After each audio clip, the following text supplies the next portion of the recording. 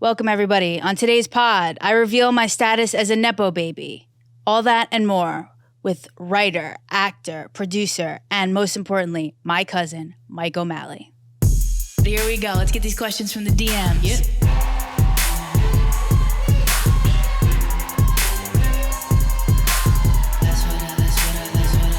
All right, well, that's what I heard. So what do you want me to tell you?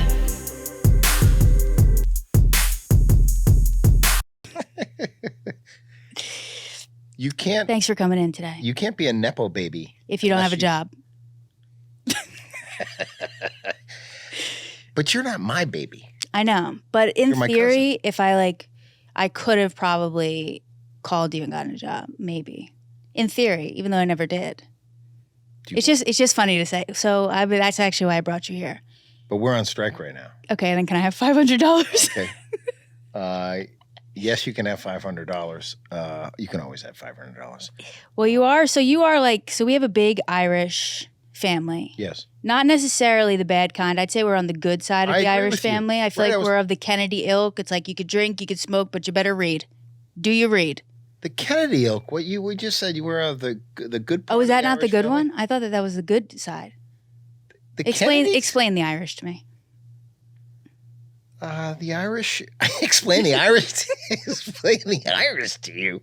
Oh, they're funny. We are. I've yet to meet an Irish person without a sense of humor. But I'd say that you've taken on the role of being the leader of the family.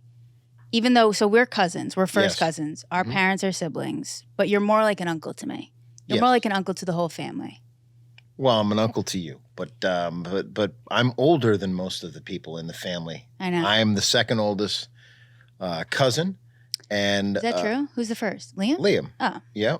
And then I had moved to New York City when you were just born. Right. So I'm the third youngest. So you were 9 months old when I was about to turn 22. That's a big age gap. That's uncle. That's big. That's uncle territory. It is, and I would not be an actor were it not for your mom. That's right. So tell me about that. So your mom was an incredible actor, and when we were younger, so your mom is, I think, 18 years older than me. When was your mom born? 53. So she's 13 years older than me because I was born in 66. So your mom would be doing all these plays, and all of us as her nieces and nephews, we'd go see her. And she was incredible, incredibly talented. And she was somebody who, here she is growing up in Boston, Massachusetts, and she goes to college. We'd go see her do shows in college, and then she moves to New York City. And she has success down there, and then she's doing a play at the Kennedy Center, and then she goes all around. She took you all around doing Les Mis. I know we were like the Von Trapp family. Les Miserables on the road. But she had a very good friend named Laura Henry, another friend named Catherine Gately, who were acting teachers. And I went down and I studied with Laura, and she was an amazing teacher. And then I had a bunch of other friends who went and studied with her. And that really, I don't think that would have happened were it not for your mom. I know it wouldn't have happened. I was just in New Hampshire. I had gone to the University of New Hampshire, where I know you went. University of New Hampshire, shout out to the Wildcats. Shout out. Shout out. That's literally the sound at the what used to be the football stadium, Cowell Stadium. They'd play over one speaker that basically it was like a loudspeaker that like a cop would use to disperse protesters. It was basically that's what it sounded like. That was supposed to get everybody crazy. But University of New Hampshire recently named the 179th best university by the Wall Street Journal. Wow, 179. Congrats, UNH. Woo! Shout out, best and the brightest. When I was there, I think it was like the number 7 party school. Mm-hmm. Yeah. How many years were you there? 6 months. No, I'm just kidding. No, I was there for 2 years. I was like, this is enough. Then I went back to the city, and I ended up changing schools, but it was good that I did that because I was able to start working my senior year, and that did more for me than school did. What's your biggest memory of UNH? I don't know, falling asleep in a ditch. Watching someone get zip tied to a bench while screaming, "Live free or die." Oh my God. No, I had some good times there. I'm actually still in touch with a lot of the people there. Oh, that's great. Did you go to freshman camp? No. What's that? Oh, it's the thing that happens before you start it's the. an orientation Did you do that? program. You were kind of the man at UNH. I right? did not. I did not. I did not go to freshman camp, but I was a counselor there. It's an orientation program. It was great. But anyways, as a result of going to UNH, I did some plays there, and then your mom was great. She's like, come down to New York, study with my friend Laura, and as I said, Laura is a great teacher, and as a result of that, I started just auditioning and. Yeah. And we're very limited in what we can say because of the strikes. We're both in the unions that are on strike. We can't talk about anything. But we'll just say that there was during peak 90s era. Don't try now. Here's the thing. Now we're trying to be clever, and this is how we get canceled. Okay, you're right. You're right. This is how all of a sudden. Okay, we're in trouble. Let's just say this: there were many television shows and many movies. And many plays. We can talk about some plays, but okay. Let's. Well, rest in peace, Jimmy Buffett. So you wrote the. I did. We can talk about that, right? Yes, we can. There Perfect. We go. So you wrote the book, so not the music, but the words for the Jimmy Buffett Broadway musical. I co-wrote the book for the Jimmy Buffett musical, "Escape to Margaritaville," with my friend Greg Garcia. Well, I'll be honest, wrote most of the book. I was just like, yeah, that's a good idea. Yeah, it's great. You were like, you need another beer? Yeah. Oh, I no. Greg is absolutely hilarious. And he created a bunch of TV shows that we can't talk about either.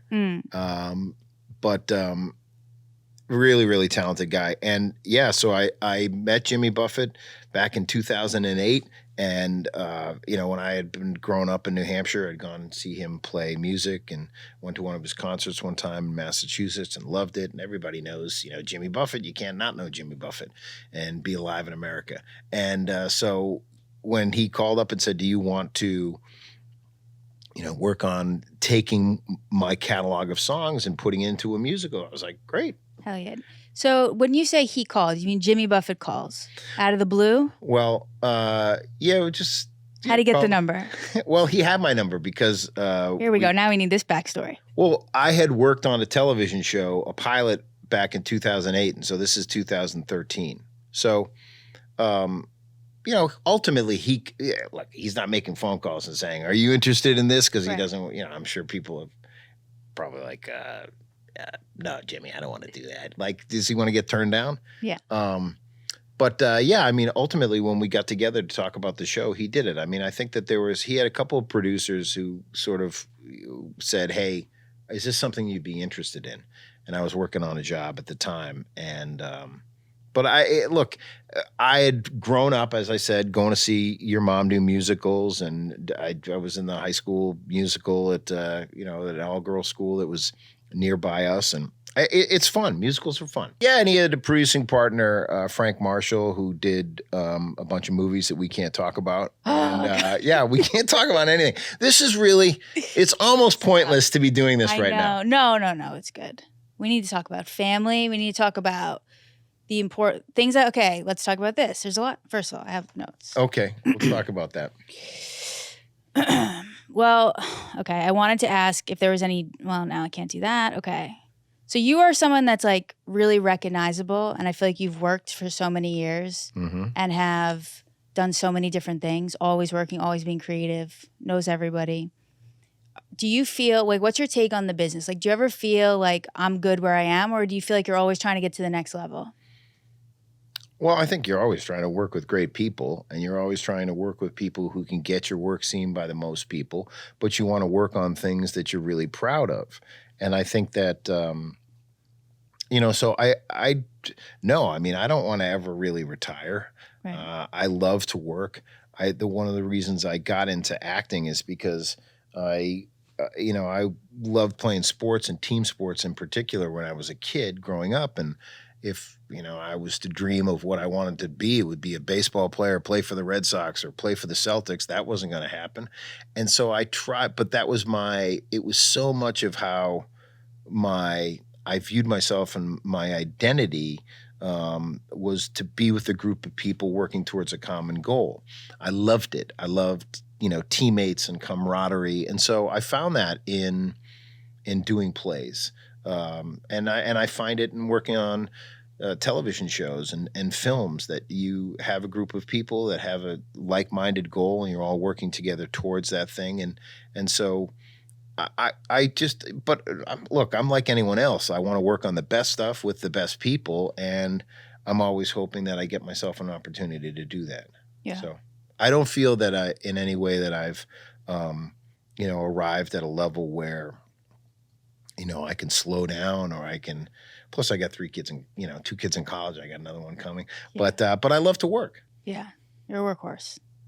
Well, I just right. That's a good thing. Yeah, I love to work. I mean, that it is how I don't. My mind is always going, and I always want to do stuff, and I always want to do a lot of stuff. That's why you're doing other things, and the Jimmy Buffett musical, comes up. Hey, you want to do that? I mean, the challenge is that how do you balance all of that, and do you ever do it to a point where you stress yourself out? And what do you feel about work-life balance? How are you doing with that?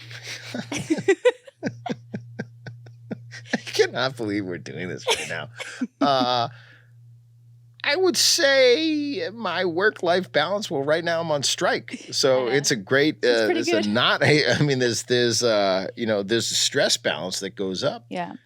Because you realize how.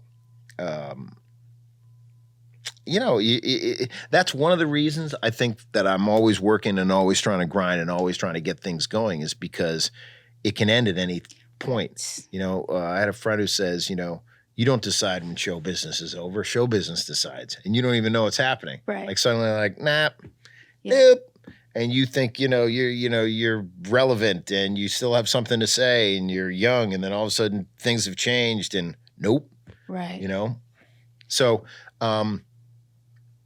the good news is, I think that you get to a point. Like, this is one of the things that I realized a few years ago when I ended up playing, a parent. I think sometimes people they don't want to necessarily play as actors, play parents of teenagers or kids in college, and but once they establish you, now you're unless they kill you off, job security. Exactly. Wait, right. Why don't they want to do that? Because it means that they've aged or something? Yeah, I think it ages people. Yeah, right. Do you struggle with that? Like, I don't. Feeling like Clearly, aging? it doesn't seem like I struggle. No, I don't. No, I don't really think about that much. Yeah. Yeah. Do a lot of your friends who are in the business though get worried about Well, I think that people do. I mean, look, I'm sure that you're still young, but I'm sure it happens to. No, it's happening to me for sure. Okay. Well, you know how you you haven't seen a friend that you've gone to high school with for a long time, and you kind of look and you see them on Facebook or social media, and you're just like, wow, they got old. Yeah, that's what they're saying about you. Yeah, totally. They go, like, wow, oh things are falling. Things are starting. No, that's you look old. Definitely. So I think that it's because you don't feel this way. My mom would always say, she still feels like she's 25 years old. That's how she thinks about herself. Right. Walking around, obviously not the responsibilities, but so yeah, I don't think so much about that. Just, has your eyesight gone at all yet? Oh yeah. Can't see shit. That's a big thing that all of a sudden. And I get dizzy when things are moving. Really? Yeah, I Have probably you been to a doctor about that? No, that's okay. That's okay. I don't need to hear the answer on that one. Okay, other non-work related things. So something that I always admire about you. Why are you laughing? I'm just there's so many things that we could be talking about. Like, of all the time in all of the history of you're born in 1988. Yeah. And that we are now doing this thing in the middle of a strike, and we can't talk about these things. But it's okay. Life is bigger than the biz. Okay. You could still tell me about drama if you want to. Right. Wait. Okay. No. Here's what I was going to ask. I was going to say something that I've always admired about you is how you are so into social groups, like you said earlier, and it's kind of like life is a fraternity kind of thing. And how do you feel that is translated into your working life? You're just a fun guy. I've adopted your greeting. What's my greeting? Hey! Well, I think that it's part of what I do think that comes from our family. Yeah. That nobody wants to walk into a room at a party or a house and be like, hey. Right. Right. You want to I got out of my house. I drove over here. We're going to watch the game. What's up? How you doing? I know. And this, I think that something that is probably shared by every single person in the larger O'Malley extended family, is that there's a genuine interest that people have in you, in what you're doing. Now, you better be ready for it. You better be ready to answer questions. Yeah. You better be ready for people to ask and look you right in the eye and be interested. But that has been, since I was a kid, right? And so I think that, when I was a little kid, think about it. So my father's the oldest of 7, and I'm just a little guy, my brother and I, and then later Mary Ann. But it's like we're coming into that house where my grandmother's house, our grandmother's house, and it's just like all this attention and all this energy. My father is, at that point 20. He was born in 1940, so like. Just say I'm like when I'm 3-4 years old in the 70s, he's 30. Everyone else is younger than him. It's absolute chaos going on at that house. And all of the people in that house, his brothers and your mom, they all have their friends over there. It was, my head is just on a swivel. And like, you better learn how to talk to people. Right. You better learn quick. Yes. And my mom has 3 brothers. And so, so it was, I think it comes out of that. I feel like something that, always loving to be around people and be around friends. And, it kind of really is, if you think about it, just there's so much of life that doesn't make sense. But I think the one thing that does make sense is how the fun that you have with people, the conversations that you have with people, the love that you're experiencing. That's one of the reasons I like working in show business. Again, you're creating something, you're working on it together with people, you're trying to make something special, and then you're presenting it to an audience that hopefully enjoys it. That all of those things make, I think, life feel very present. And I think that when I really think about just how life doesn't make sense sometimes, a lot of the time, what is the whole deal on this thing? Because when I was a kid, I was very, I really had a very strong Catholic faith. And now it's very hard to walk through the world and have it kind of add up like, well, these are the rules. Like who made these rules up? And this is how it goes. This thing happens to these folks, and this tragedy befall that person. And it's like, what's the deal here? Like, this doesn't it doesn't seem to be a very loving world. Mm-hmm. And so you have to be, or try to be, a person who fosters that kind of fellowship and spirit and energy. I don't always succeed at it, but I think that that's where it comes from. Like always wanting to, I think, one of the great things about, growing up, Catholic is this idea that, you should treat other people the way that you want to be treated, or you should love, one another as Jesus said that he loves people. I don't know, I get all religious here, but I mean. Okay, now I have to bleep that out. Can we? I'm kidding. Canceled. Talking about Jesus. Now I have to bleep out Jesus. Canceled by the left. And then he said he learned something from the Bible. That was. Mike O'Malley, religious fanatic, said when he was younger, something Jesus said stuck. We don't know that he said it. Somebody wrote it. But basically, think about it. Like, that's all you can do. And you have all this stuff that's going around, and so just insanity. And what can you really rely on? You can rely on how you treat other people and your family and your friends, and can you be there for them? So I'm always trying to, get that. It's like why we've had a couple family reunions. We haven't in a while, but it's like just time just goes by, and then you don't see people, and then they start dying, and then you're miserable. I know. This is fun. This is good. I like.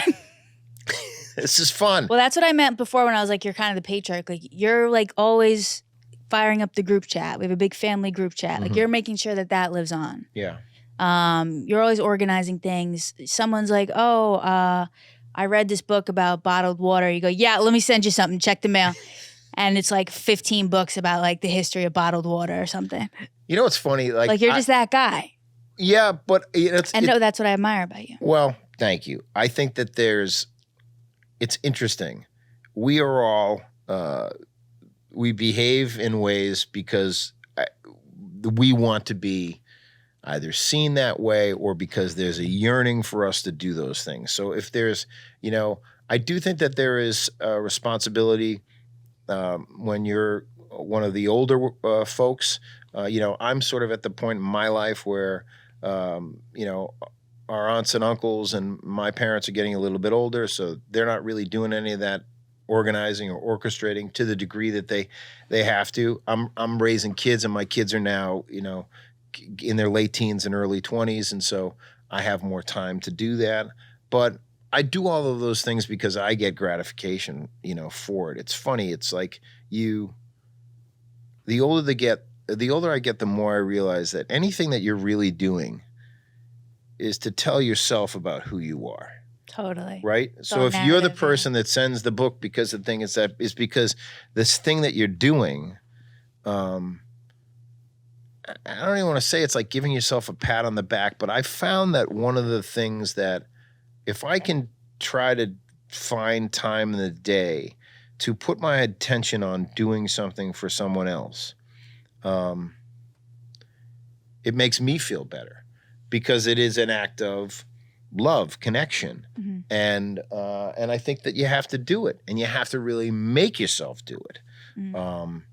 And I think that everyone in our family has that instinct and that wanting to connect. I think people want to do that. Yeah. But it has to be something you really, really actively do. It's like, let me write down my list of things to do today. Am I gonna this or that?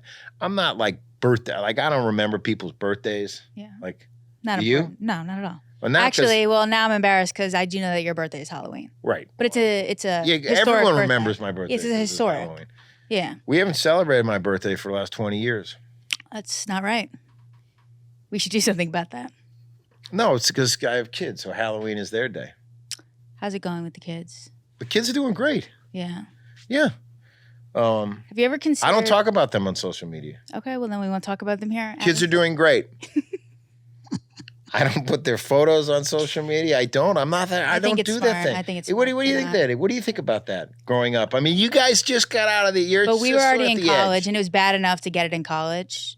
But that's how old we were when that stuff started. It's bad enough. I want to start this thing where people have to put, for everything they put good about their kid or their life online, they have to put something bad that happened. Yeah, something true. Like it's like here's us at the honeymoon. Here's us at the anniversary. Here's the argument we got at the rental car company. Right. If your kid hits a home run, you got to show the error they made to lose the game. Right. You got to see them dropping that ball in the last play. Yeah. You're just like, hey, here's a photo from the 9U tournament. Bobby did great. He went 2 for 4. The next week, if he blows it, it's like, here's a photo from the tournament. Bobby cried in the car afterwards because he swung at an outside pitch. The other parents were pissed off. It was a terrible weekend. Yeah. As a parent, I was talking to my friend who just became a parent the other day. Have you ever considered, like, not traumatizing them, but, like, coming close? Like, on purpose? Like, how so? Like, neglecting them a little bit or giving them, like, some type of, no, you've never considered. No, that's terrible. Because I was asking my friend, I'm like, what kind of parent are you going to be? And we were saying, like, sometimes you want them to have some issues, but not too many issues that they can't do anything else. It's not a parenting style. I feel so strongly about this. It's really hard to be a parent. Yeah. It's really hard to be a good parent because you're a human being parenting. Mm-hmm. So there's you're probably the biggest thing is you got to sleep. You can't be drinking. You can't be doing it. You got to have your head together, especially out here in California. Like I would always be terrified. It's like, oh, I can't have that second glass of wine because there may be an earthquake tonight and I'm not going to be able to live with myself. I can't get to the kids because I'm like, I'm like bombed out. You know what I mean? So, just even think about like people like, just not having their faculties sharp so they can deal with an earthquake, which can happen at any second. This is what happens when you have kids. You start thinking about that. You think about these things all the time, like, where am I going to be? What am I going to do? How do I get prepared? Because it happens. And you don't want to be like, yeah, I probably should have thought of that. That, bookcase fell on Seamus's head. You know what I mean? He had a big squasher of a head anyways. But, probably should have got to that, but I was watching the game. Also, I was raging with my friends. But I think that, the folks, like you say, like traumatizing, like they wake up in the morning and they steal their Halloween candy. Like, I'm telling you, man, the world is so terrible. Yeah. And no one cares about you so much. There's so many people who don't care. Right. That if you're a parent and you mess that up and you don't absolutely just adore your kids, then you're making a big mistake, because you're sending out people in the world who are trying to get that. They don't even realize it, this love and attention and this connection from people that they don't know why they're searching for in that way. I think that if you have to just give your kids such incredible ballast. One of the things I love about my parents that I really am grateful for is that they're two very, really, really solid people. And never did I have to consider, listen, I mean, we got, in trouble, you get yelled at, whatever, fighting with, siblings or whatever, doing stupid stuff. But these are two people who are just incredibly, incredibly solid people, so that you never having to kind of take into question their emotional life and what's going on with them, so that you have to the ground underneath you isn't shifting. That's a really, really, my parents, so them, but I mean, that's not imagined. That's a real thing. Yeah. And so I think that when when you have parents that are like that, like, you want to give that same thing to your kid. Yeah, I agree. That's what I heard. That's what I heard. Have you ever, you don't have to say who, but have you ever not gotten along with someone, and how do you handle something like that? Someone that you work with. In life? That you work with, but you have to work with. Well, there's different kinds of people. If there's people who are deliberately trying to undermine you, you have to have a conversation with them about it, or you have to have a conversation with other people about it. But no, I've pretty much got along with everybody. Unfortunately in this business, especially if you have a creative, if you're an actor, your job is to just show up and say your lines. And so you can give a different take, but, I've been the lead of shows. I've been, the second lead or the co-lead in shows. I think that my own experiences as a writer have, really given me pause to try to, when I work as an actor, change things that I haven't written, and understanding that. And so this is when you can get into a lot of trouble as an actor at work, not getting along with people. Mm-hmm. You're criticizing the script. You're saying, this is crap. I don't want to do this. Oh, these lines are terrible. And then that's how you get into trouble working with other people on shows and working with writers and directors, because it seems like you're a pain in the ass and you have no gratitude. And so, but I think, any of the times that I haven't necessarily gotten along with other people, and it hasn't been a lot, has to do with usually something that I'm writing. Somebody wants to change it. I don't want to change it. And lately in the past, I've worked on shows where I haven't had to change it because I'm, creating or running the show. And anytime I've auditioned for something, I don't know if I've ever been able to successfully say the lines as written. Why? Without just throwing it a little something. Stop doing that. I know. I gotta stop doing it. Because as someone who's creating the thing, you don't want to see that, right? You don't want to see all this. No, you just want to hear ad-libbing. Okay. You just want to hear it once. You've spent the person's auditioning you who's, oh, look at this, every line, here we go. The casting director's probably like, you should see Frex. She's really good. Yeah, let me see it. Oh, I guess she likes to add a couple. You know what I'm saying's at the end of every line. I do that. Know what I'm saying? Yeah, I know what you're saying because you just said it. Stop doing that. Okay, I will. This year we're gonna book. You are gonna book. Booking. Who's your agent? I don't have one. Okay. Yep. Got to get you an agent. My agent's on strike. Yeah, there's no work to get. I know. That's why. That's why this is the future. Starting your own show. Podcasting? Yeah. You don't think so? What do you think about podcasting? I love podcasting. I'm sitting here talking to you, aren't I? Would you ever have one of your own? A podcast? Yeah. I would. What would be your angle? I always wanted to do something like Charlie Rose show. Like serious. Yeah, like just talking, because I'm interested in talking to people. But I think I wanted to do a show called Outside an Actor's Studio, and it was shot outside an actor's studio apartment. And I'm only talking to character actors, men and women. And then that's the interview. I'm talking to a character actor outside. And then every episode, some other person who's an actor is in the studio apartment, comes down and walks through and just waves. Smart. But like someone who's maybe a little famous? Yes, I think that there's a lot of people who they can be famous, they can be known, but I think there's a lot of people who love shows and love actors and they don't know their names. Yeah, I saw 2 of them at dinner last night. Who was it? I couldn't tell you, but I know I seen them. What show? I don't know. But so you don't love them? Correct. But I do know, I did recognize them. Well, one was Aaron Paul. From Breaking Bad? Yeah, so I did know who that is. Like you said you didn't know anyone? No, that one I knew. The guy's like but then there were the biggest actors. I know, and I knew him immediately. But then there were 2 other people that I know by Bryan face. Cranston. Yeah. The other one. And the other one was Tom Hanks. You know?